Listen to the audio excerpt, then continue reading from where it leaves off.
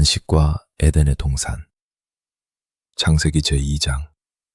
최초의 인간 이야기. 서막. 완성된 창조와 거룩한 안식. 천지와 만물이 다 이루어졌습니다.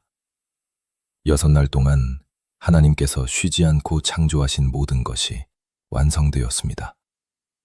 빛과 어둠, 하늘과 땅, 바다와 육지, 해와 달과 별들, 식물과 동물들, 그리고 하나님의 형상을 따라 지으신 사람까지 모든 것이 제자리를 찾았습니다. 우주는 완벽한 조화 속에서 숨쉬기 시작했고 모든 피조물은 저마다의 자리에서 하나님을 찬양했습니다. 하나님께서는 그가 하시던 일을 7째 날에 마치셨습니다. 더 이상 창조할 것이 없었습니다. 모든 것이 완벽했기 때문입니다. 하나님께서는 그가 하시던 모든 일을 그치시고 7째 날에 안식하셨습니다. 이것은 단순한 휴식이 아니었습니다. 그것은 완성된 창조를 바라보며 만족하시는 거룩한 쉼이었습니다. 마치 훌륭한 예술가가 자신의 걸작을 완성한 후 한 걸음 물러서서 그것을 바라보며 깊은 만족을 느끼듯이 하나님께서는 당신이 만드신 세상을 바라보시며 평온한 안식을 취하셨습니다. 하나님께서는 그 7째 날을 복되게 하사 거룩하게 하셨습니다. 이것은 특별한 날이었습니다. 하나님께서 당신의 창조하시며 만드시던 모든 일을 마치시고 그날에 안식하셨기 때문입니다. 이 날은 앞으로 모든 세대에게 안식의 본이 될 것이었고 일하는 것만큼 쉬는 것도 중요하다는 진리를 보여주는 날이 될 것이었습니다. 7째 날은 회복의 날이 될 것이고 예배의 날이 될 것이며 하나님과 더 깊이 교제하는 날이 될 것이었습니다. 제1장. 흙으로 빚어진 사람. 이것이 천지가 창조될 때의 하늘과 땅의 내력입니다. 여호와 하나님께서 땅과 하늘을 만드시던 그 특별한 날들의 이야기가 이제 더 자세히 펼쳐질 것입니다. 창세기 1장에서 큰 그림을 보았다면 이제는 그 세부 사항들을 살펴볼 차례였습니다. 여호와 하나님께서 땅에 비를 내리지 아니하셨고 땅을 갈 사람도 없었을 때의 일입니다. 들에는 초목이 아직 완전히 자라지 않았고 밭에는 채소가 나지 아니하였습니다. 식물들은 창조되었지만 아직 충분히 성장하지 못했습니다. 그들은 물을 기다리고 있었고 돌볼 사람을 기다리고 있었습니다. 안개만 땅에서 올라와 온 지면을 적셨습니다. 그 안개는 땅을 촉촉하게 만들었지만 충분하지 않았습니다. 땅은 촉촉했지만 아직 생명의 손길을 기다리고 있었습니다. 바로 그때 여호와 하나님께서 특별한 일을 행하셨습니다. 하나님께서는 땅의 흙을 취하셨습니다. 그 평범하고 보잘것없어 보이는 흙. 사람들이 밟고 다니는 그 흙으로 사람을 지으셨습니다. 마치 숙련된 도예가가 진흙으로 아름다운 그릇을 빚듯이 하나님께서는 정성스럽게, 세심하게 사람의 형상을 만드셨습니다. 손, 발, 얼굴, 온몸의 모든 부분이 하나님의 손길로 만들어졌습니다. 각 부분은 완벽하게 설계되었고 모든 기관은 조화롭게 배치되었습니다. 눈은 보기 위해, 귀는 듣기 위해, 입은 말하고 먹기 위해, 손은 만지고 일하기 위해 만들어졌습니다. 그리고 하나님께서는 생기를 그 코에 불어넣으셨습니다. 하나님의 숨결이 그 흙으로 빚은 형상 속으로 들어갔습니다. 그것은 단순한 바람이 아니었습니다. 그것은 생명의 숨결이었고 하나님의 영이었으며 존재의 근원이었습니다. 그 순간 놀라운 일이 일어났습니다. 사람이 생명이 되었습니다. 흙덩어리였던 것이 살아 숨쉬는 존재가 되었습니다. 눈을 떴고 숨을 쉬었으며 생각하기 시작했습니다. 심장이 뛰기 시작했고 피가 온몸을 돌기 시작했으며 뇌가 작동하기 시작했습니다. 최초의 인간, 아담이 탄생한 순간이었습니다. 그는 하나님의 얼굴을 처음으로 보았고 하나님의 음성을 처음으로 들었으며 자신이 살아있다는 것을 처음으로 깨달았습니다. 제2장 동방의 에덴 동산. 여호와 하나님께서는 동방의 에덴에 동산을 창설하셨습니다. 그것은 단순한 정원이 아니었습니다. 그것은 낙원이었고 완벽한 세계였으며 사람이 살아갈 완벽한 환경이었습니다. 에덴이라는 이름 자체가 기쁨과 즐거움을 의미했습니다. 동방이라는 것은 해가 뜨는 방향, 빛이 시작되는 곳, 새로운 시작을 상징하는 곳이었습니다. 하나님께서는 그 지으신 사람을 거기 두셨습니다. 아담은 눈을 떠보니 자신이 상상할 수 없을 만큼 아름다운 곳에 있었습니다. 여호와 하나님께서 그 땅에서 보기에 아름답고 먹기에 좋은 나무가 나게 하셨습니다. 온갖 종류의 나무들이 동산을 가득 채웠습니다. 사과나무에는 빨갛고 탐스러운 사과가 주렁주렁 열렸고 배나무에는 노란 배들이 고개를 숙이고 있었습니다. 무화과 나무는 달콤한 열매를 맺었고 석류나무는 보석 같은 석류 알갱이들을 품고 있었습니다. 올리브 나무는 은빛 잎사귀를 흔들었고 대추 야자 나무는 높이 솟아 달콤한 대추를 매달고 있었습니다. 각양각색의 열매나무들이 저마다의 아름다움을 뽐내며 서 있었습니다. 꽃들이 만발했고 향기가 동산을 가득 채웠습니다. 장미는 붉게, 백합은 희게 피어나 눈을 즐겁게 했습니다. 이름 모를 수많은 꽃들이 색색으로 피어나 동산을 아름답게 장식했습니다. 바람이 불 때마다 꽃향기가 퍼져나갔고 그 향기는 달콤하면서도 상쾌했습니다. 그런데 동산 가운데에는 특별한 나무 두 그루가 있었습니다. 하나는 생명나무였습니다. 그 나무는 다른 나무들과는 달리 특별한 광채를 내고 있었습니다. 그 가지들은 하늘을 향해 뻗어 있었고 그 잎사귀들은 영원히 시들지 않을 것처럼 푸르렀습니다. 그 나무의 열매를 먹으면 영원히 살 수 있는 나무였습니다. 그것은 영생의 상징이었고 하나님의 생명이 담긴 나무였습니다. 그리고 또 하나는 선악을 알게 하는 나무였습니다. 이 나무는 매우 특별했습니다. 그것은 단순한 나무가 아니라 선택과 순종, 자유와 책임에 관한 시험이 될 나무였습니다. 그 나무 역시 아름다웠고 그 열매 역시 먹음직스러워 보였습니다.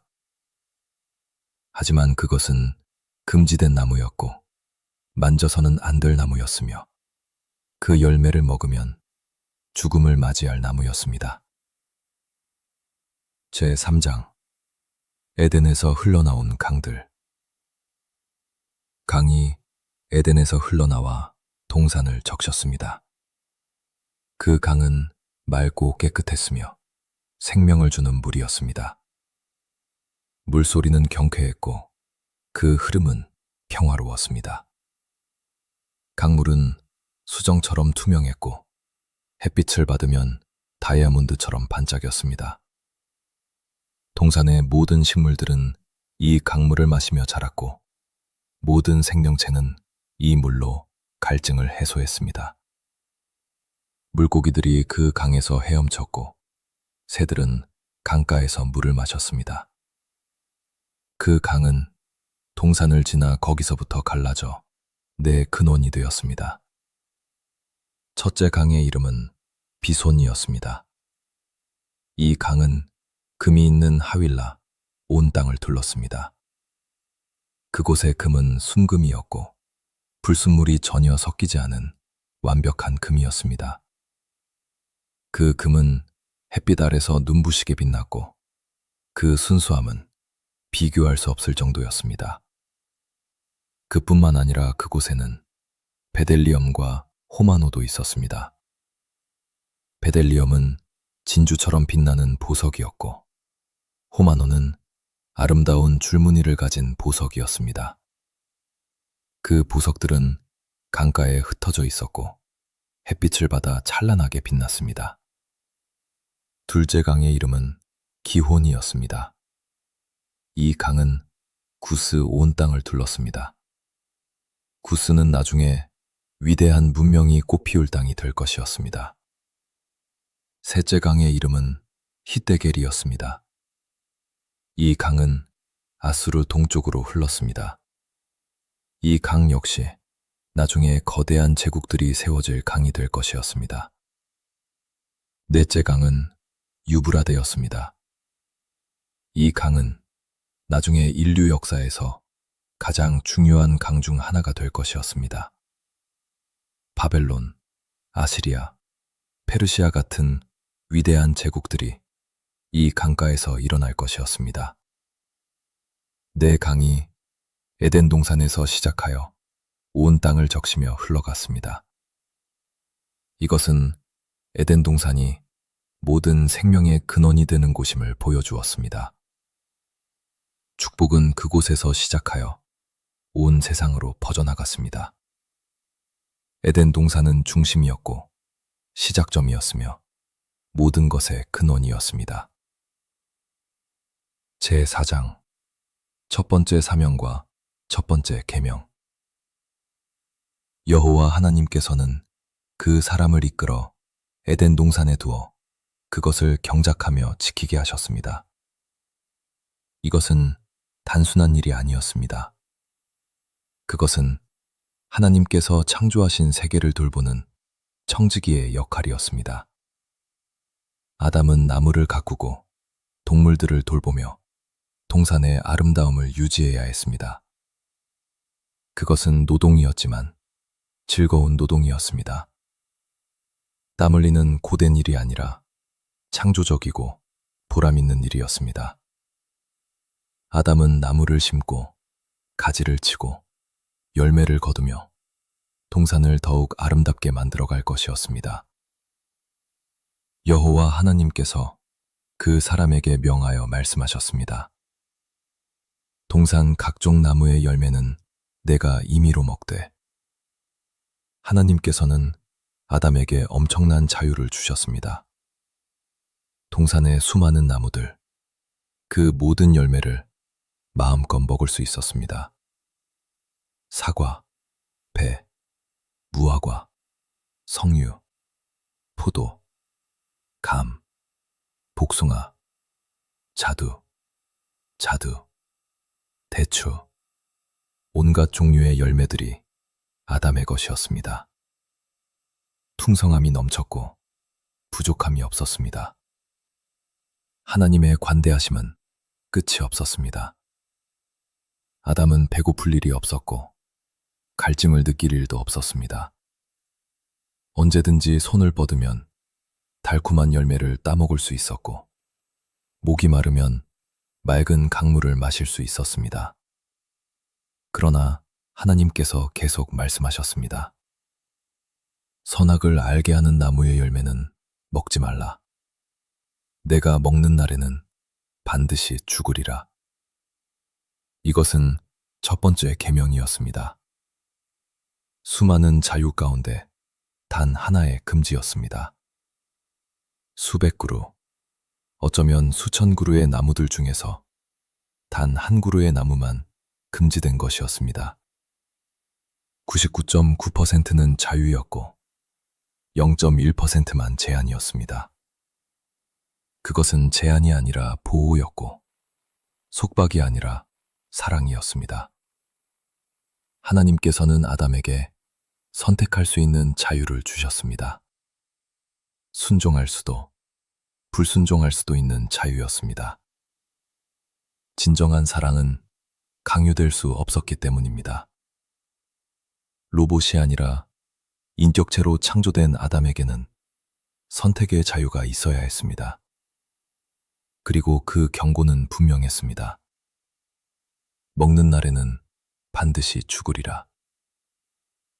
이것은 위협이 아니라 사실이었고 협박이 아니라 현실이었습니다.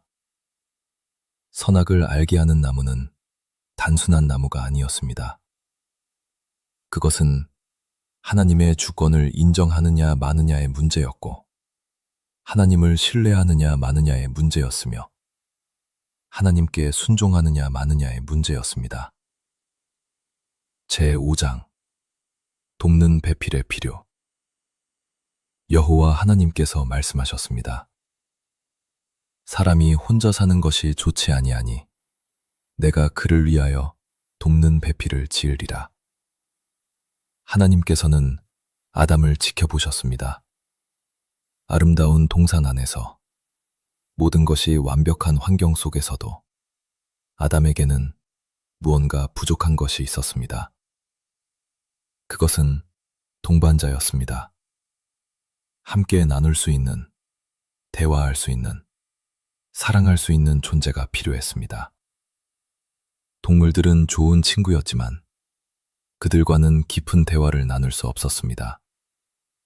나무들은 아름다웠지만 그들은 말이 없었습니다. 아담은 외로웠습니다. 그 풍요로움 속에서도, 그 아름다움 속에서도 그는 외로웠습니다. 여호와 하나님께서 흙으로 각종 들짐승과 공중의 각종 새를 지으셨습니다. 그리고 아담이 무엇이라고 부르나 보시려고 그것들을 그에게로 이끌어 가셨습니다. 이것은 특별한 순간이었습니다. 하나님께서 아담에게 이름 짓는 권한을 주신 것입니다.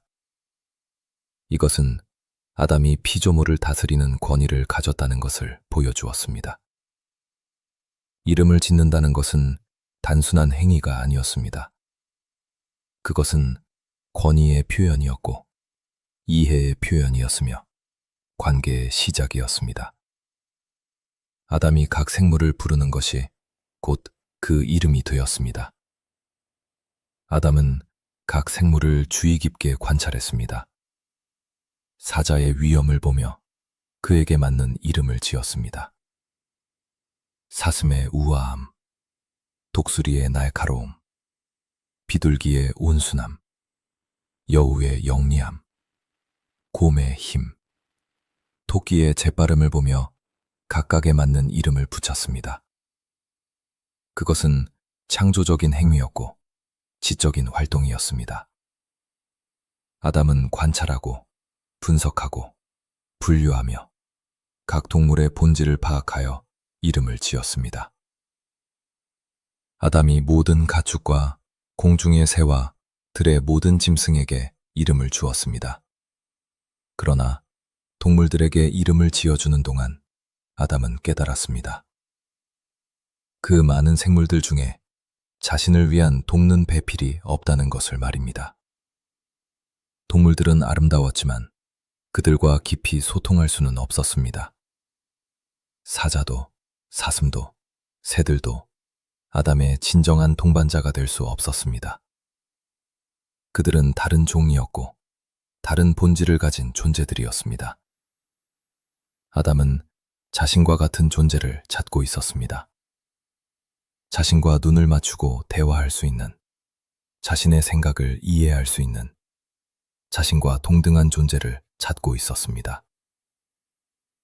제6장 최초의 여자 하와의 창조. 여호와 하나님께서는 아담의 필요를 아셨습니다. 하나님께서는 아담의 마음속 깊은 갈망을 보셨습니다. 하나님께서는 아담이 말하지 않아도 그의 마음을 아셨습니다. 그리고 특별한 방법으로 그 필요를 채워주시기로 하셨습니다. 여호와 하나님께서 아담을 깊이 잠들게 하셨습니다. 깊은 잠이 아담을 덮었고 그는 아무것도 느끼지 못했습니다. 그것은 평범한 잠이 아니었습니다. 그것은 하나님께서 주신 초자연적인 잠이었고 창조의 신비가 이루어지는 동안 아담을 보호하는 잠이었습니다. 아담의 호흡은 평온했고 그의 얼굴은 평화로웠습니다. 하나님께서는 그가 그 갈빗대 하나를 취하시고 살로 대신 채우셨습니다. 아담은 아무런 고통도 느끼지 못했습니다. 하나님의 손길은 완벽했고 그 과정은 신비로웠습니다. 갈빗대는 가슴 가까이에 있었습니다. 그것은 상징적이었습니다. 여자는 남자의 발 아래에서 나온 것이 아니라 그의 옆에서, 그의 가슴 가까이에서 나왔습니다. 그녀는 지배받을 존재가 아니라 동등한 파트너가 될 존재였습니다. 하나님께서는 그 갈빗대로 무언가를 만들기 시작하셨습니다. 여호와 하나님께서 아담에게서 취하신 그 갈빗대로 여자를 만드셨습니다. 그것은 창조의 또 다른 기적이었습니다. 아담과 같으면서도 다른, 동등하면서도 고유한 존재가 만들어졌습니다. 여자는 아담의 일부에서 나왔지만 독립적이고 완전한 인격체였습니다. 그녀는 아름다웠고 우아했으며 하나님의 형상을 완벽하게 반영하고 있었습니다. 그녀의 눈은 빛났고 그녀의 미소는 따뜻했으며 그녀의 존재는 완벽했습니다. 하나님께서 그를 아담에게로 이끌어 오셨습니다. 마치 사랑하는 아버지가 신부를 신랑에게 인도하듯이 하나님께서는 여자를 아담에게로 데려오셨습니다. 아담이 잠에서 깨어났습니다. 눈을 천천히 뜨고 초점을 맞추었습니다. 그리고 눈앞에 서 있는 존재를 보았을 때 그는 숨이 멎을 것 같았습니다. 아담이 말했습니다. 이는 내 뼈 중에 뼈요, 살 중에 살이라. 이것을 남자에게서 취하였은즉 여자라 부르리라. 아담은 처음으로 진정한 기쁨을 느꼈습니다. 동물들 중에서는 찾을 수 없었던 바로 그것. 자신과 같은 본질을 가진 존재를 마침내 만난 것입니다. 그녀는 그의 뼈에서 나왔고 그의 살에서 만들어졌습니다. 그들은 하나였다가 둘이 되었고 이제 다시 하나가 될 운명이었습니다. 아담의 말 속에는 기쁨이 넘쳤고 감사가 가득했으며 사랑이 싹트고 있었습니다. 그의 외로움은 사라졌고 그의 갈망은 채워졌으며 그의 삶은 완전해졌습니다. 이러므로 남자가 부모를 떠나 그의 아내와 합하여 둘이 한 몸을 이룰지로다. 이것은 단순한 설명이 아니었습니다. 그것은 모든 세대를 위한 원리였고 결혼의 신성함에 대한 선언이었으며 남자와 여자가 어떻게 하나가 되는지에 대한 하나님의 계획이었습니다. 결혼은 두 사람이 만나 새로운 가정을 이루는 것이었고 그들은 부모를 떠나 독립적인 단위가 되어야 했습니다. 그들은 육체적으로, 정서적으로, 영적으로 하나가 될 것이었습니다. 에필로그, 순결한 시작. 아담과 그의 아내, 두 사람이 벌거벗었으나 부끄러워하지 아니했습니다. 그들 사이에는 숨길 것이 없었고 부끄러울 것도 없었습니다. 그것은 순수함의 표현이었습니다.